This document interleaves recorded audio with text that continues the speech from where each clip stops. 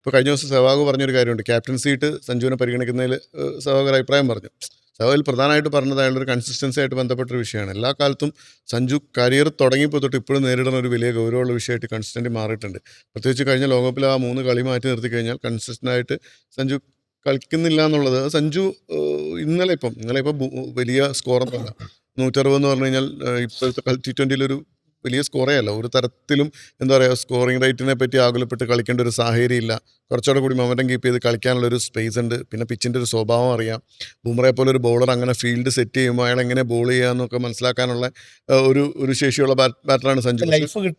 Life കിട്ടി. പക്ഷേ Sanju stand and ഡെലിവറാണ്. 2 ബോളും സ്റ്റാൻഡ് ആൻഡ് ഡെലിവറാണ്. ഒരിക്കലും അയാളുടെ ഫുട് വർക്ക് വന്നിട്ടേ ഇല്ല ആ 2 ഔട്ടായ ബോളിലും ക്യാച്ച് മിസ്സായ ബോളിലും. അപ്പോൾ സഞ്ജു കുറച്ചുകൂടെ കൂടി അത്തരം കാര്യങ്ങളിൽ തിരുത്തിപ്പോയിട്ടില്ലെങ്കിൽ, കാരണം പ്രത്യേകിച്ചും വലിയൊരു പ്രതീക്ഷയുടെ ഭാരം സഞ്ജുവിൻ്റെ മേലുണ്ട്, പ്രത്യേകിച്ചും ധോണി ഇല്ലാത്തൊരു സാഹചര്യത്തിൽ.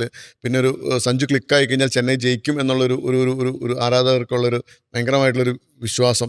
ഇതിനെല്ലാം നിലനിർത്തി പോകേണ്ട ഒരു ഉത്തരവാദിത്വം സഞ്ജുവിനുണ്ട്. സഞ്ജു എല്ലാ കളിയിലും സെഞ്ചുറി അടിക്കാനൊന്നും ആർക്കും പറ്റില്ല. പക്ഷേ ഒരു 35+ മിനിമം സഞ്ജുവിന് CSK പ്രതീക്ഷിക്കുന്നുണ്ട്. ഇനിയിപ്പോൾ സഞ്ജുവിന് ടച്ച് ഇല്ലാത്തപ്പോൾ പോലും ഒരു 12 ബോളിൽ 20, 12 ബോളിൽ 30 എന്നൊക്കെ ഉള്ളൊരു സ്ഥലത്തേക്ക് സഞ്ജു ഒരു ഓടിയുണ്ട്. അല്ലെങ്കിൽ സഞ്ജു എന്ത് ചെയ്യണം, ഇന്നലെ കേൾക്കുവാത് കളിച്ച പോലെ ഒരു ഇന്നിങ്സ് മൊമെൻറ്റം കീപ്പ് ചെയ്ത് കൊണ്ടുപോകാൻ പറ്റണം. ഇത് രണ്ടിനകത്തുമല്ല സഞ്ജു കാണിക്കുന്ന ഈ ഒരു ആവേശം പലപ്പോഴും ഈ സീസണിന്റെ തുടക്കത്തിൽ സഞ്ജു അങ്ങനെ കുറെ ഇന്നിങ്സുകൾ കളിക്കാൻ പറ്റും. നമ്മളതാണ് ഓഫ് സൈഡിൽ മാത്രം കളിക്കുക എന്നുള്ളൊരു മൂഡിൽ ഇറങ്ങി സഞ്ജു കളിച്ചിട്ടുണ്ട്. അല്ലെങ്കിൽ എവിടെയാണോ തൻ്റെ വീക്ക് പോയിന്റ് അതിനെ മെയിൻറ്റെയിൻ ചെയ്ത് പോകാം എന്നുള്ള രീതിക്ക് ആ ഒരു മൈൻഡ് അപ്ലൈ ചെയ്ത് സഞ്ജു കളിച്ചിട്ടുണ്ട്.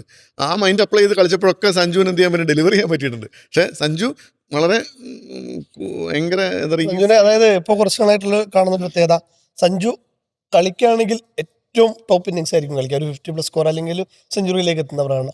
അല്ലെങ്കിൽ വളരെ പെട്ടെന്ന് തന്നെ വളരെ തുടക്കത്തിൽ തന്നെ വിക്കറ്റ് പോകുന്നു എന്നുള്ള കാര്യം.